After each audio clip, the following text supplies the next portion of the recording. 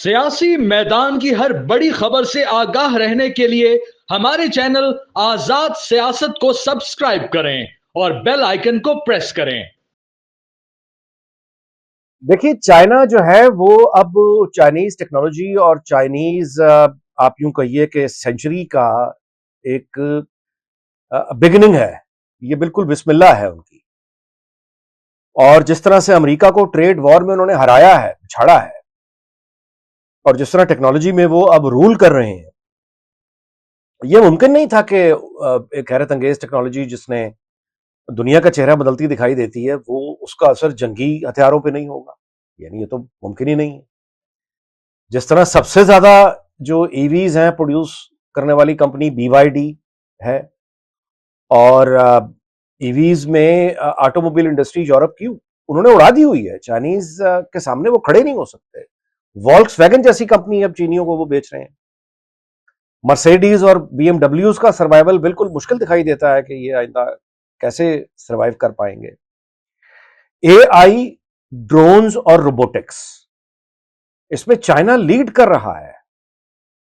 Deep seek के बाद एक और वो उसी तरह का AI एक फ्री ऑफ कॉस्ट वो मार्केट में लाके फेंक चुके हैं। मिसाइल टेक्नोलॉजी उनकी अमेजिंग है।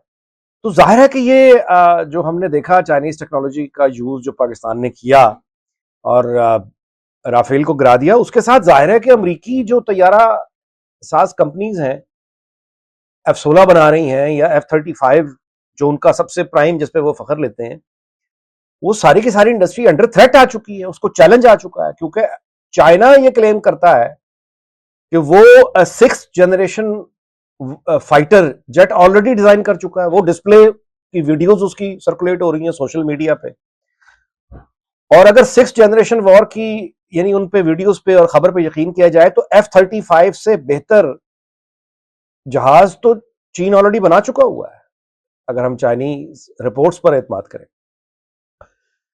तो जिसका मतलब है कि ये सिर्फ राफेल जो गिरा है, ये सिर्फ फ्रेंच या यूरोपीय यूनियन की जो मिलिट्री इंडस्ट्रियल कॉम्प्लेक्स है, ये सिर्फ उनके लिए परेशानी की बात नहीं है। जाहिर है कि ये अमेरिकन मिलिट्री इंडस्ट्रियल कॉम्प्लेक्स के लिए बहुत बड़ा चैलेंज है। अमेरिका क्या बनाता है? असला साज सनत उसकी बहुत अजीम सल्तनत है, बहुत बड़ी सल्तनत है। तो टेक्नोलॉजी जब आएगी और उस पर सुपीरियरिटी जब आएगी चाइना की, और डिफेंस प्रोडक्शंस में आएगी, तो अमेरिकन इंडस्ट्री जो है वो उसको जाहिर है कि बहुत खौफ भी होगा, धचका भी होगा। यही बैनुल अक़वामी जरायद लिख भी रहे हैं, खुद अमरीकी मैगजीन लिख रहे हैं। लेकिन मैं आपसे गुजारिश करूं कि ट्रेड वॉर जिस तरह से हारा है अमेरिका और डोनाल्ड ट्रंप का अमेरिका, प्लीज नहीं, हमें याद रखना चाहिए कि ये कोई बड़ा डिसेंट किस्म का या कल्चर्ड या कॉर्पोरेट अमेरिका नहीं है। ये डोनाल्ड ट्रंप का अमेरिका है जो तू तो आंख वाला अमेरिका है। ये वो अमेरिका है जो अपना मसल शो कराने से हल्की उसको शर्म नहीं आती। तो वो एडमिनिस्ट्रेशन, ट्रंप एडमिनिस्ट्रेशन, अगर उसको बंदा का बच्चा बना के चाइना ने बिठा दिया है, तो डिफेंस प्रोडक्शंस में जाहिर है जो चैलेंजेस हैं वो उनको तकलीफ तो है, लेकिन वो चाइना को रोकना बड़ा मुश्किल काम है, क्योंकि चाइना एक पोजीशन ले चुका हुआ है दुनिया के सामने और बार बार अपने पोजीशन को दोहराता है कि अमेरिका को जिस तरह भी चीन से जंग लड़ने का शौक है, वो अपना शौक पूरा कर ले, चीन उसका इंतजार कर रहा है। वफाकी हुकूमत का यह फैसला कि एक ग्रुप बना के डिस्टिंग्विश पाकिस्तानीज का, पार्लियामेंटेरियंस का वेस्टर्न कैपिटल्स में भेजा जाएगा, ग्लोबल कैपिटल्स में भेजा जाएगा, जो पाकिस्तान इंडिया की जो कशीदगी है उस पर पाकिस्तान का मुकदमा सबके सामने रखेगा, ये एक लॉजिकल स्टेप है। अकल का तकाजा यही था, इसमें कोई हैरत नहीं होनी चाहिए। भारत ने भी ये काम किया है जाहिर है, और दिलचस्प बात यह है कि भारत के अपने तज्जिया निगार पाकिस्तान पर जो तनकीद कर रहे हैं बिलावल भुट्टो की सरबराही के हवाले से, वही तनकीद PTI की भी कुछ दोस्त कर रहे हैं। यानी एक ही बात कर रहे हैं। भारतीय तज्जिया निगार जो है वो तंज कर रहे हैं कि पाकिस्तान ने जो वफ्द बनाया है उसकी सरबराही बिलावल भुट्टो को देने की वजह यह है कि वो इंग्लिश अच्छी बोल लेते हैं, या ये कि वो जुल्फकार अली भुट्टो के नवासे हैं, या ये कि बेनज़ीर भुट्टो के बेटे हैं। और इस तरह की बचकाना बातें करके वो आगे से ये कहते हैं कि शशि थरूर जो है वो उसकी क्वालिफिकेशन लेकर खड़े हो जाते हैं कि देखिए उनका कब कितना यूनाइटेड नेशंस का तजुर्बा है या डिप्लोमेसी का तजुर्बा है। तो वो तनकीद जो भारतीय कर रहे हैं वही PTI वाले भी कर रहे हैं। हालांकि बिल्कुल सामने की बात है, भारतीय करे समझ आती है, लेकिन PTI के जो दोस्त कर रहे हैं मुझे उस पर हैरत होती है कि ششی تھرور کتنے ہی یعنی ایبل کیوں نہ ہو، انٹیلیجنٹ کیوں نہ ہو، وہ بنیادی طور پہ ایک ہارا ہوا مقدمہ لڑنے جا رہے ہیں. ساری دنیا جانتی ہے ہارا ہوا مقدمہ ہے. بلاول بھٹو جو مقدمہ لڑنے جا رہے ہیں گلوبل کیپٹلز میں، وہ پہلے ہی جیت چکے ہوئے ہیں، ان کا ملک جیت چکا ہوا ہے. یعنی ایک ایسا دیکھ رہا، برطانیہ کا وزیر خارجہ اسلام آباد میں کھڑے ہو کے کہہ رہا ہے کہ بھارت نے تو ہمیں ثبوت ہی کو نہیں دیا. عرب کنٹریز ان کے ساتھ کھڑی نہیں ہوئی، یورپی یونین ان کے ساتھ کھڑی نہیں ہوئی، امریکہ ان کے ساتھ کھڑا نہیں ہوا. تو ہار چکے ہوئے ہیں وہ. مارکا پاکستان جیت چکا ہوا ہے، جہاز ان کے گرے ہیں، نقصان ان کا ہوا ہے. سیز فائر کی درخواست لے کے بھارت گیا تھا، پاکستان نہیں گیا تھا. پاکستان نے تو ابلائج کیا ہے. ڈونلڈ ٹرمپ 6 دفعہ اس کا شکریہ ادا کر چکا ہے. تو اب اس ایک ہارے ہوئے مقدمے کو ششی تھرور لڑنے جا رہے ہیں.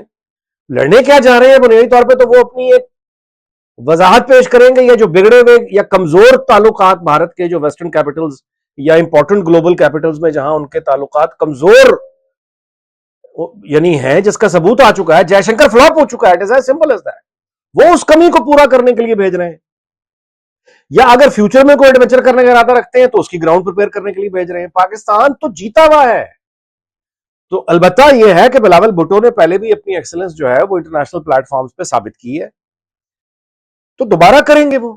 یعنی یہ اس بات کو تانا بنا لینا کہ وہ بینظیر بھٹو کے صاحبزادے ہیں، یہ ذوالفقار علی بھٹو کے نواسے ہیں، میری سمجھ سے باہر ہے. وہ از این ایکسلنٹ کنورسیشنسٹ. اور اگین وہی والی بات ہے کہ وہ تو ایک گلوبل کیپٹلز میں جا کے شکریہ ہی ادا کرنے جا رہے ہیں نا، یا پارٹی سیلیبریٹ کریں گے.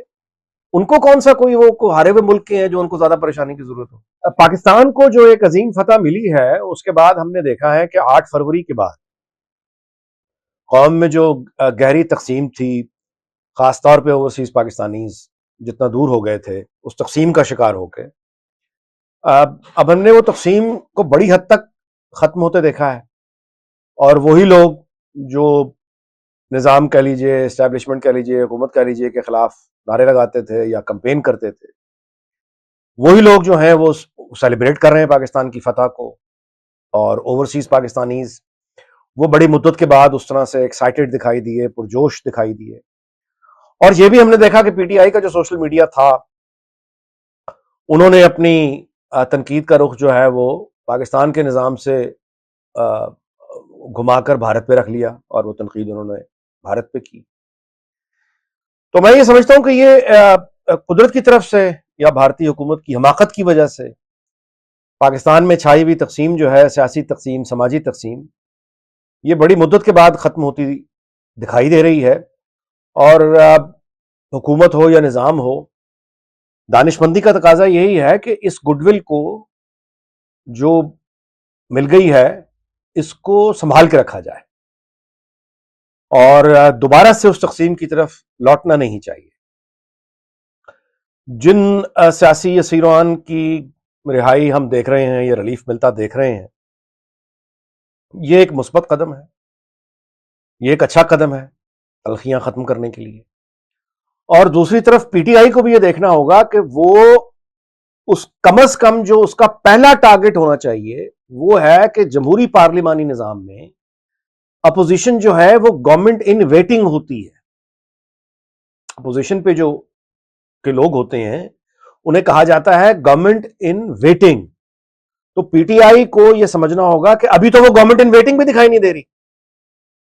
تو اگر وہ موجودہ سسٹم میں آ جائے اس موقع کا فائدہ اٹھا کے، جو کہ آج کل خیر کے دن ہے، ایک جنرلی ایک خوشی کا ماحول ہے ملک میں، تو دس از دی آئیڈیل ٹائم کہ وہ گورنمنٹ ان ویٹنگ کی پوزیشن میں تو آ کے بیٹھے.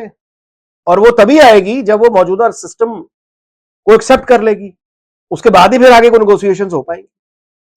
تو اگر یہ رویہ رہا، ایک میچورٹی دکھائی دی ہمیں، تو ہاں پھر ہم امید کر سکتے ہیں کہ فساد کی اور گالم گلوچ کی اور جھوٹی خبروں کی اور اپنے ہی ملک کے خلاف کام کرنے کی جو ایک سیاست ہے، اس کا خاتمہ ہو. اور مقابلہ جو ہونا چاہیے وہ سیاسی جماعتوں کے مابین ہونا چاہیے، عوامی خدمت میں ہونا چاہیے، ترقی میں ہونا چاہیے. اور یہ مقابلہ جو ہے ایک صحت مند مقابلہ ہے، جمہوری مقابلہ. امید کرنی چاہیے کہ وہ مقابلہ ہم جلد اپنے سامنے ہوتا ہوا دیکھیں.